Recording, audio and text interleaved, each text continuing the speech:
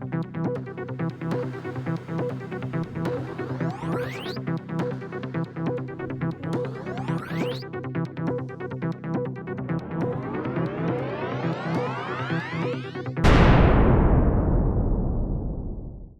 to the show. Hi, you beautiful, marvelous marvels. How are you doing? Dana and I are back. Hey, Dana. We're back. Hey, how We're you back. doing, Gwen?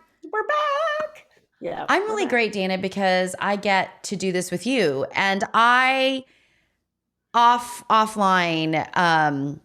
I'll share this with the audience that when I was editing our videos and putting it together, I was just kind of struck by how grateful I am that Dana's in my life and that Dana and I get to do this together because I'm better for it personally and professionally. And, you know, I'm hoping that it helps others out there. But I was just, you know, Dana, grateful for you. Oh, me too. And I do hear on some other social media platforms and from other people that they are listening and they're getting stuff out of it. So it's awesome. Yeah.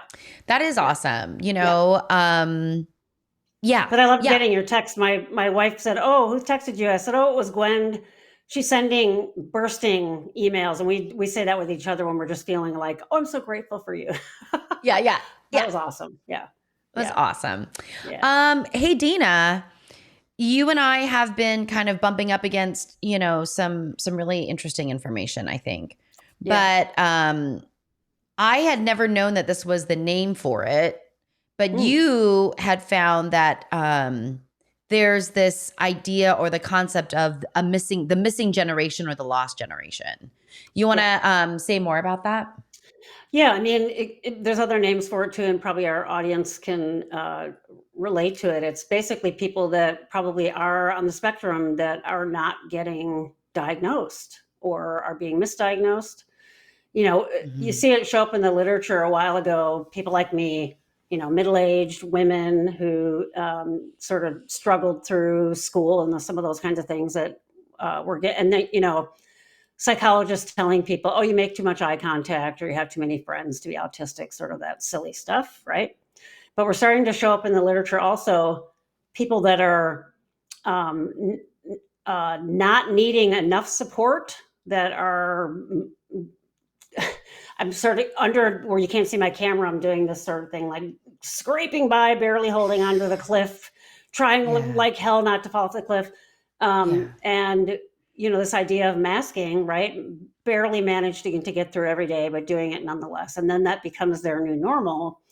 And if you've got someone that presents that way, they may not think that's true for them, or they go to get assessed and the assessor, the psychologist says, well, no, because you have a job. And what's interesting, that they're labeling it as the missed generation or the lost generation. And it really is this idea of people that are probably on the spectrum that aren't getting picked up by psychologists. I mean, I get really angry when I read these things about how our field is so misinformed, and that there are people out there doing autism diagnosis who have no idea what they're doing. I mean, it'd be like doing a surgery specialty that you're not licensed to do or you don't have training to do.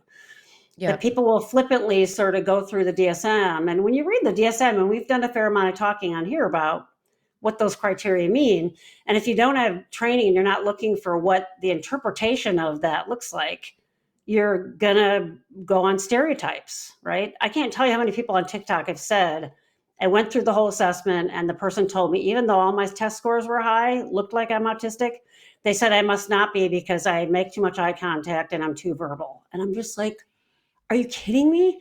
So there are all these folks that are not getting diagnosed or not knowing really what's sort of going on with their brains, right? There's another phenomenon that is also showing up in the literature, and I kind of agree with.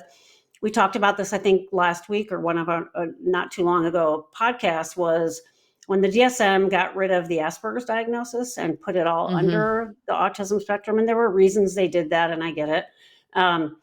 But I think that a lot of clinicians and a lot of people are looking, and lay people are looking at autism very stereotyped, like Rain Man and people that need a lot of support. And so you're getting these people that can muddle through, or can actually do a very small size slice of the pie really well, but then other people aren't seeing the other parts of the pie, and that they're going home and exhausted all weekend and that kind of thing.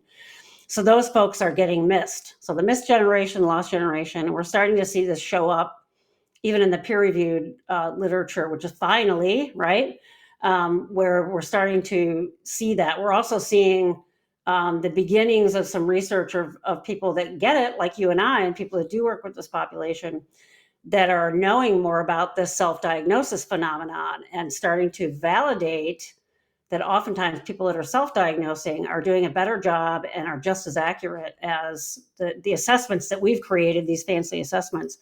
And that is usually because people do so much research. People look for years into this and so on. And that, to me, that's what makes it more heartbreaking when someone gets missed by psychologists, someone in our field who doesn't get it, right? To me, that's bordering on malpractice. I would never do a diagnosis in an area of functioning that I don't have expertise for. And I don't work with kids. I always get calls, my 12-year-old, I said, I'm really sorry, I don't work with kids. I would never just start working with a kid, right? Yes, I got training on it in school, but that was like 20 some years ago. I barely have any experience working with kids. Yeah, I wouldn't do it.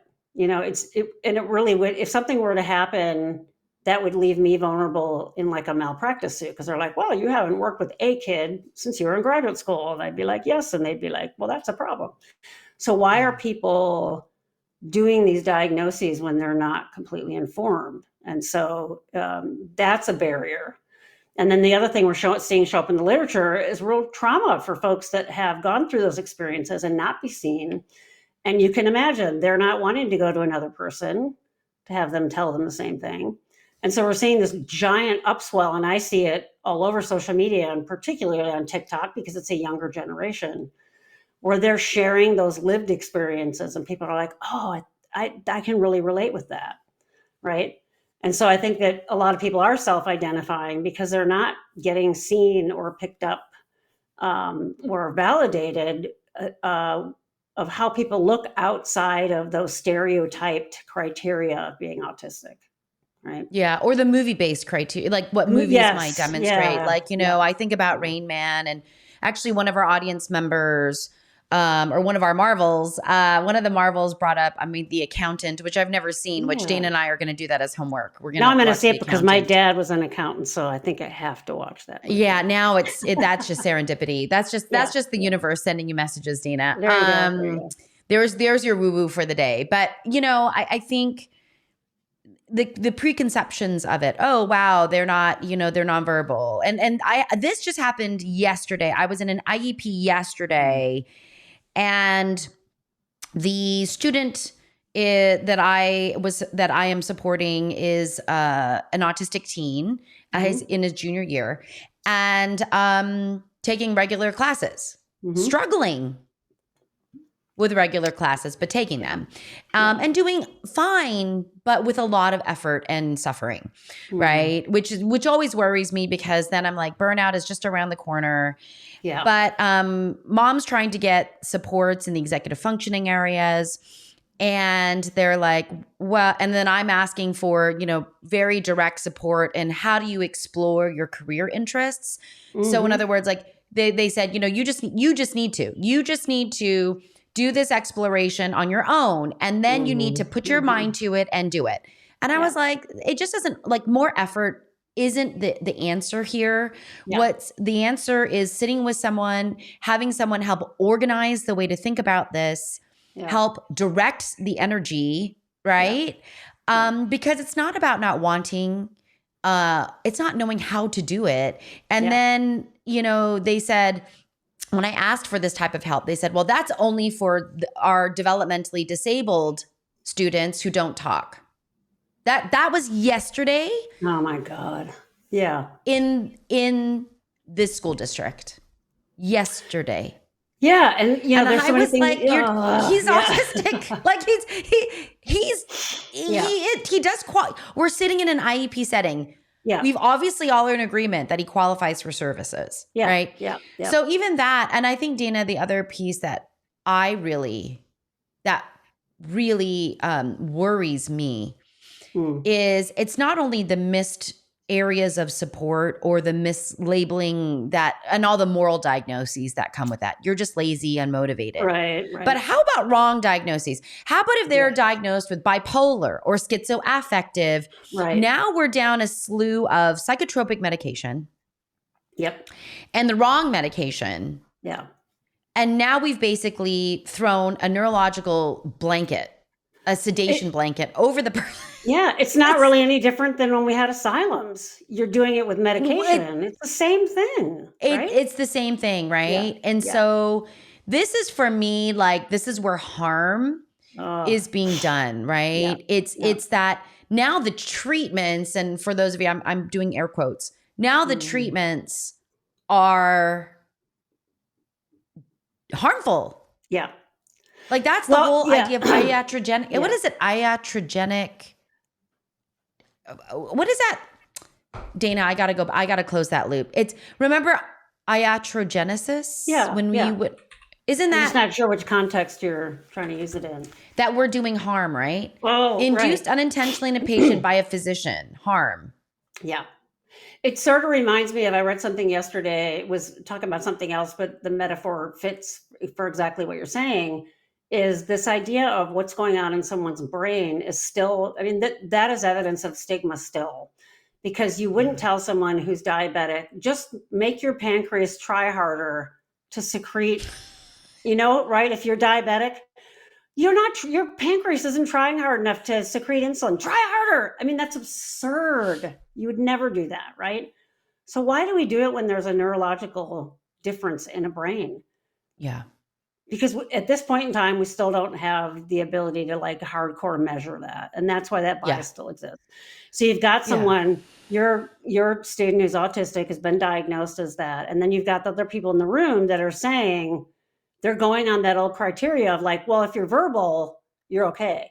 No, that verbal has nothing to do with having executive functioning that works or doesn't work or needs support or doesn't, or anything along those lines. And to me, it's this ignorance of what is really going on. And then also, the barrier there is cost. Like when you're in school and things like that, they're like, oh, this is going to cost a lot. Let's figure out a way to sort this person out and not give them the supports. And yes, you're right. So let's say someone's diabetic and you're like, well, I don't know they're diabetic. Let's give them something else. Let's give them something with sugar in it. You're making it worse, obviously, right? Yeah. That's the same thing when you start to diagnose someone as bipolar or whatever else it is. And even if you're not medicating them, psychotherapy is not going to be right. I mean, I think a lot of people think you just go to therapy and you just talk to people. No, it's like we're tailing the therapy depending on what's going on with you. So I'm going to do therapy very different with someone who's bipolar than who's autistic. Yeah, they're absolutely two different things, and you tailor the therapy to that. So I do think that there's a lot of ignorance too around what really happens in psychotherapy or what happens in things like IEP and what supports do you need, right? I mean, I think in this country too, even with like ADHD, it's like, oh, give them medication. They don't want the hard way to do it and putting systems in place or changing systems to accommodate that person's way of learning. It's like, oh, medicate them. Yeah. It's because it's easy, right? And that's what we do in this country is we just throw stuff at it. Yeah. Well, we don't do enough in environmental analysis in my mind. Yeah. And I will say, like, this is where good ABA people know how to do environmental analysis. And they look at environmental analysis. Yeah. But we're usually looking at the way someone's behaving. Yeah. We're not looking at the environment. And, I think this kind of thread that I am usually working with, no matter what profile an autistic client of mine has, is I'm always looking at the sensory motor system. Yeah. Because that is the initial primitive information that's coming into this body. And then how do I think about the way in which that person, so from a, introspective kind of idea, right? So it's not only about information it's my internal information, what I call internal information up to the brain. Like your filter. It's like, right. Or like, did I even get, I have got multiple clients that I support that are like, I don't even get the signals of hunger or thirst or tiredness until I hit kind of this really high threshold and I'm done. Like, and so this ability to manage or be efficacious or feel efficacious in my life is what is actually why I don't take those risks, why I don't do those things. Like this is more, and this kind of goes back to like our episode on rigidity, how rigidity is not necessarily rigidity. Right. How, or, this idea of not disabled enough.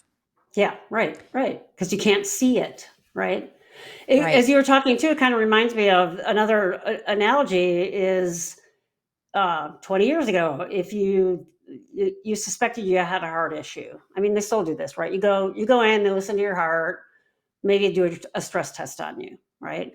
Now they send you home with a monitor that you wear for like a week.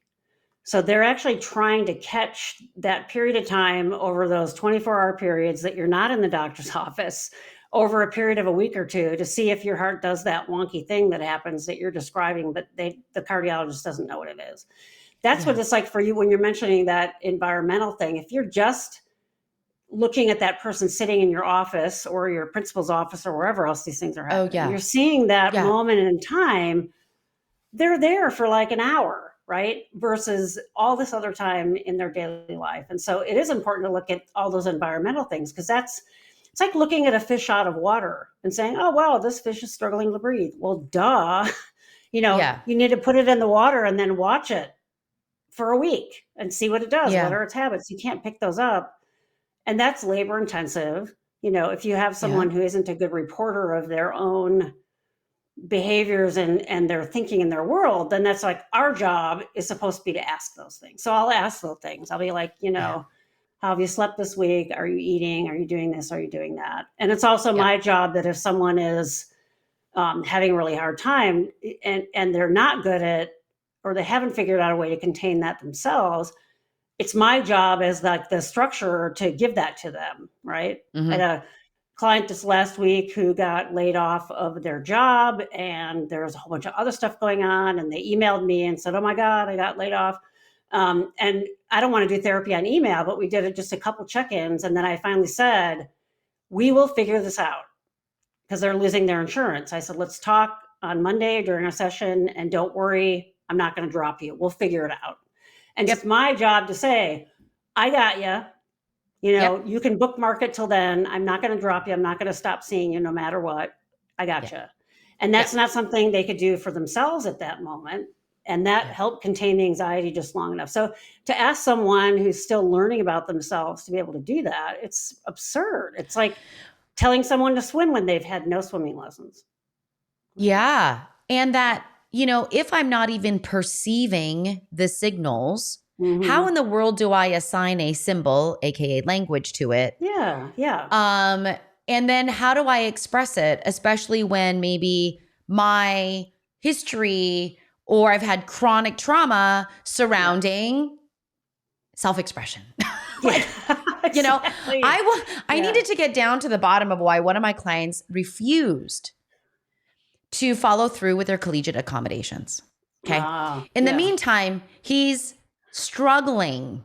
Yeah. And I was like, this is not right. And I would say to him, like, you would never ask a blind person to try harder to see. You would never and he's like, no, I get it. So I was like, I am so confused about what the barrier is to this, because do you not feel like you deserve accommodations? No, I do. Okay. Do you feel like the accommodation's not going to be helpful? No, it was the only accommodation that was helpful in high school. Okay. Yeah. So why? Like, walk me through it. Like, let's just walk through it.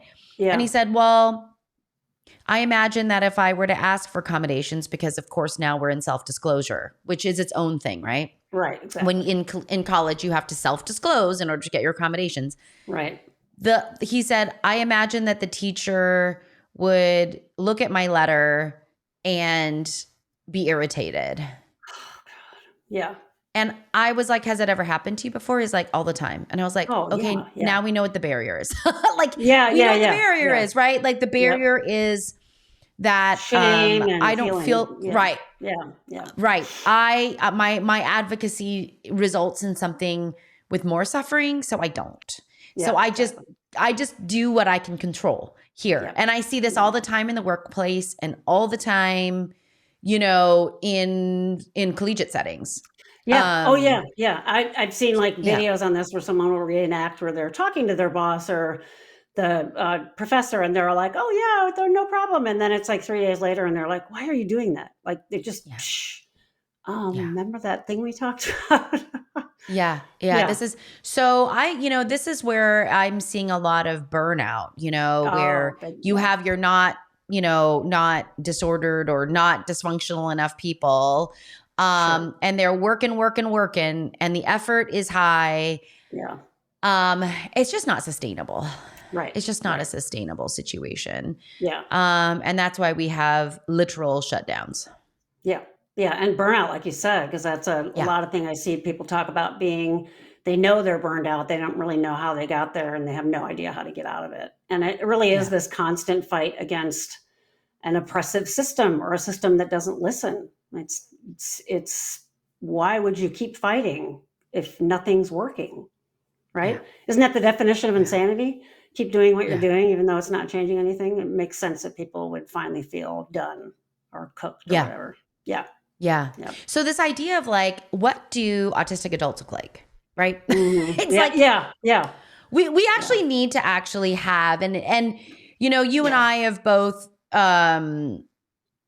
felt really strongly about this on my own channel. I interview Mhm. autistic adults in Mhm. their fields of practice and as parents themselves, right? Like, Mhm. how do we show what autistic adults look like? This is Yeah. Yeah. important, and more importantly, how do we hear what their experience is? Because on the surface, if there are good Yeah. maskers, which women typically are very good maskers, right? Right. Right. You won't see it. You might just Right. think that they're just introverted or like, oh, they never Yeah. want, I don't know. Like, I don't Yeah, know. yeah. I mean, I'm hearing more and more stories of a lot of different people doing that and masking, and because I think that you're pressed to do that as someone who has an invisible disability where it's not Yeah. necessarily visually apparent right away, and it just Yeah. your anecdote about going to talk to the professor, your client. Really in a microcosm, that's it in a nutshell. It's a sense of I have to disclose. Now I'm Mhm. vulnerable and now I'm having to Mhm. be open to all these stereotype views and everything else. And do I really want to Mhm. do that? And if that feels so much bigger, you're just going to sort of muster along and keep trying and so on and not tell anybody. Yeah. Or then you finally are desperate and finally say, okay, I'm going to go get a diagnosis. And then the bloody psychologist says, no, you're not. I just seriously want to I have violent thoughts when I hear those stories. Which is I'm, so funny because Dana's like not a no, violent person. no, So I'm it just just, like, she gets I get like mama uncharacteristic. bearish. Yeah. Yeah. I'm like, Yeah. Yeah. damn Yeah. it. Yeah. Yeah. It just Yeah. makes me crazy. Yeah. Well, and Dana and I mean, we're talking about our colleagues. Mm-hmm. Yeah. Yeah. We are. We really are. Yeah. And I will tell you the things I learned about autism were not in school. Right. Yeah. All I learned about autism in school was Temple Grandin. That was our 10-minute presentation on autism. That was it. I learned it was very rare. And at the time, it was 1 in 10,000. At the time, 1 in 10,000. It was very rare, and it was lumped in with degenerative neurological disorders like Rett's. Oh yeah, yeah, yeah. And I was like, maybe that version of it, because it is a spectrum, but maybe that tiny slice of the spectrum pie might still be that rare. The problem is we have this whole other 99% of the pie that no one seems to be able to know what's going on. Yeah. Yeah. I wish people would focus on energy. Yeah. I really do. Like like how much energy does it take to do X? Yeah. Right. Yeah. That could be really good. And in my work, I do a lot of like energy allocation versus like time management, We do energy management. Yeah. And that is really helpful because instead of looking at like, oh, look at all this empty time you have in your day, it's like, wait, how much effort does that mandatory task take for you? Okay, that's a high energy task. How much do you think you'll have left? Okay, I like that. So now let's, and that seems to be more makes resonant. More sense than and it sort of reminds me of the spoon thing with chronic physical disabilities. I think I do that intuitively, but I also, that's because I've had to look at and manage energy on a physical level with my EDS and some other physical things I have. Where I'm like, I don't have it anymore. And now I can translate that to some other kinds of tasks, to the mental tasks and things like that. Yeah. Yep. Oh yeah. If you just say, well, manage your time better. Well, if I could do that, I would have done that. Right? Yeah. And then that's why it's like, and what bothers me again is, when I'm sitting in meetings with people who are making decisions about funding and support. And they're like, you just got to try harder. Yeah. Or I told you this offline and this blew I wanted, you'll just see, Mom, you'll see with his his study skills and his executive functioning, it will just develop like magic. Yeah, right. Magic? If only. I was like, is that your formal recommendation, is to sit and wait and let magic? This is an administrator of one of the biggest school districts in California. Oh my God. What are we doing? That's the nutshell. That's the kernel of this truth that I think we're talking about, which is with the misgeneration and oppressive systems and everything else, is there's so many factors at play that don't want you to, we don't want to know who you are, first of all, and then we don't want to meet you where you are. Yeah. We want to ignore the problem, but if we're forced to see the problem, we don't really want to have to change anything, like in the neurotypical road, to help you, really, right? Yeah, and with the neuromajority. Unless you can serve our purpose and be some inspiring story or something, and then we get into that kind of thing. But really, we don't really want to do that. Oh, the inspiration porn? Oh yeah. I think that's and we talked about TV shows and movies. We mentioned that today, and I know that a lot of people have a lot of strong feelings about the series Atypical, and I do too. But that one scene in there where the main autistic character's girlfriend gets the high school dance to be silent, and they give headphones to everybody else to listen to music, but the room is quiet. And there's a scene where he goes in there and he doesn't have headphones on, and people are dancing, but there's no music. It was just sort of flipping the idea. And when his girlfriend was advocating for him, well, we should have a silent dance, I found myself in my ableism like, well, why should everybody else not have to listen to music just because it overwhelms him? But all they did, what I love about that scene is it was such an eloquent way and thinking outside the box to flip it. And then they gave headphones to everybody who wanted to listen to the loud music. And it was fine. And I was like, I just remember watching that scene and my jaw dropping like, and it really, I'm getting tingly on the back of my head, reason being because it's about a system, a neurotypical system meeting that person. And all those other kids were like, hey, yeah, we'll give it a shot. We know this dude. We like him. We'll try this. And they were all like, this is so cool. And that's what gives me a little bit of hope is I do think that younger folks are growing up knowing more of what this is. They just need to grow up faster and become psychologists. I know. Well, this generation, I feel like this current generation, they are really exploring diversity in another way that we never have before. My hope is that neurological diversity needs to be a bigger piece of the diversity pie. Yes. We are wrapping our heads around ethnic diversity and gender and sex diversity, but we just are not there with neurological diversity. And you can see what the reaction to that is when I talk about the neurotypical road pushing back. I mean, we're seeing that in spades in the United States against all those diversity factors, to the point where I have to not read the news in the morning anymore. It's too upsetting. I told you I stopped. Yeah, I couldn't. This week I took a break. Oh. I'm like, I'm not reading the news, and and I hate being disconnected from the world, but what I'm reading about the world is really upsetting. Yeah. And so we're talking about people bringing the neurodiversity thing in. And it's like, I have a colleague that I work with. She knows I've written this book. She's never going to listen to this podcast, so I don't have to worry about her finding out me talking about her. But I was at an event at school, and I took a physical copy of my book, and she was flipping through it, and she's like, wow, this is really nice. And I'm like, oh, you have never looked at it, have you? She's like, this is so cool. And there was the barrier. Someone I work with, someone who knows the advocacy I do, someone who knows I wrote a book, knows how to buy it, knows how to access it, never bothered to look at it. And it's like, this is in really understandable, easy chunks. This is so great. And I'm like, really? It came out 2 years ago and you haven't looked at it? And to me, that's that microcosm of, it's okay what you're doing over here, but I'm not interested in it, so I'm not going to look at that. Right. And this person has an autistic family member. And I was just like, this is where I just want to gouge my eyes out. For those who are listening and can't see, I'm trying to pull my eyeballs out of their sockets right now. Yeah. So for those of you who haven't gotten Dana's book, though, Bite Size Autism, I'm just going to plug it.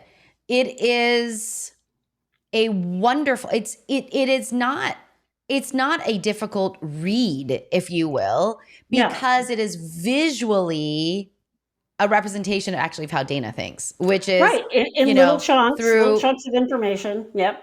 Then they're visual. They're visual, and there's very straight to the point, I think, bulleted kind of information in each of these sections, which is really lovely. And very easy to digest. That whole process was such a microcosm of what we're talking about. So I had all those pages, and I just put them in a book, sent them out to you were one of the people, sent it out to people review. And my good friend Laura Brown sent it back, and she said, these are organized so randomly. I don't understand the theme of chapters. And I was like, oh yeah, okay. Never occurred to me to put them in put this in the executive functioning section. So I'm like, oh, duh, something I wouldn't have thought of. So I organized all those, published it. It was so full of spelling errors and punctuation. And because I don't pay good attention to those little discrete pieces of information, I was like, oh, damn, a bunch of people have already bought it. Now I better hire an editor. Got it edited, put it out again. And to me, at first I felt like, oh my God, this is horrible. I did this. And then at another level, I'm like, this is how my brain works. Oh, okay. I get it. Right. Yeah. But if I'd sent it out to a publisher, they would have laughed at me and said, oh, this is terrible. It doesn't make any sense. It's full of errors. No, we're not going to publish it. So it's those kinds of things that we have to meet people and say, this brain works different. And how can we wrap around that? So it's just another example of what we're talking about. Yeah. And Dana, did your spelling errors and non-organization to the neuromajority. Did that demonstrate your not caring? Your laziness? I see what you're getting at. No, of course not. This is a way your brain works, and thank goodness for it, is all I'm going to say. And, and I could do it after someone told me to do it, but it was the hardest part. It's the part I hated. It felt mundane. I had a hard time focusing on doing it, but I knew it. It's just not aligned with your strengths. It's not aligned with how that works. And this is why I do believe that people need frameworks and a way to think about themselves, a way to organize them the way they think about themselves. Exactly. And when it's like that, then you don't have to work so hard to communicate some things. Yeah. My client said the way his brain works is all of his thoughts are in a fast moving stream, and he has to just grab them out of there. Yeah. Yeah. And, I think what's so challenging about that is, I immediately, when he said this to me, I immediately felt overwhelmed, and I immediately felt like I didn't have much control over my mind. Mind you, my stream would be very much smaller, and there wouldn't be as many thoughts, and probably be slower moving. You know, but you could yoke to that experience. You could imagine what that would be like. Yeah.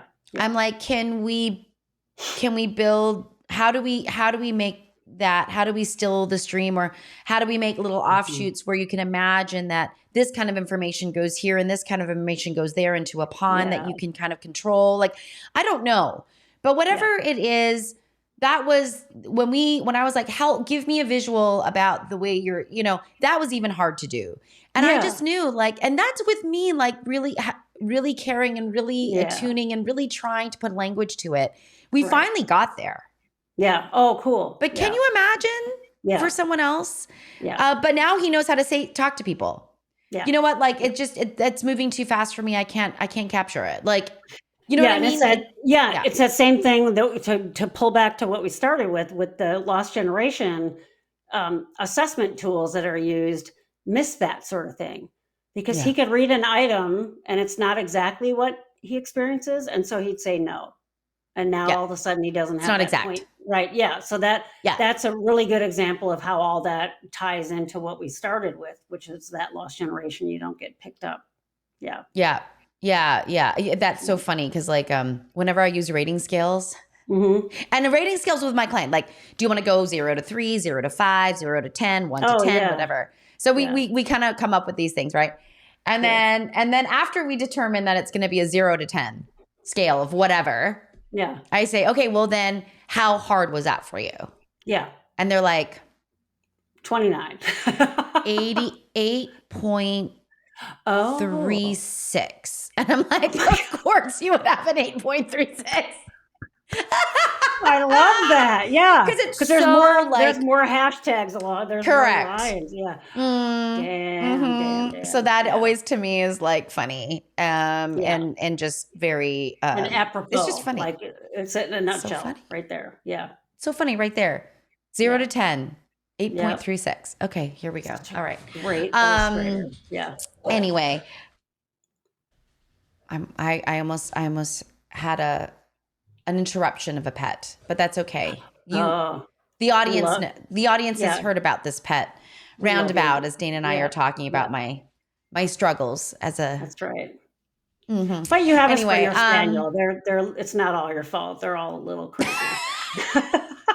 I mean, it's in the name. Dana has Springer. Dana has enlightened me on this breed. Come here. He's in his Grogu pod. I hate to disturb him. Oh, yeah. Anyway. All right, you Marvels. Thanks for being a part of this community. Thank you for giving and allowing Dana and I to have a space to... And the comments, keep them coming. It really helps us. I know, we love them. And we may not answer every single one because I don't know if we know how to answer every single one, but we will definitely pick up themes that are coming up from the comments too and do episodes on them. Right. And so we just want to thank you for being here. Keep active, keep advocating. We're just grateful for you. So see you in the next episode, everyone. Bye, everybody.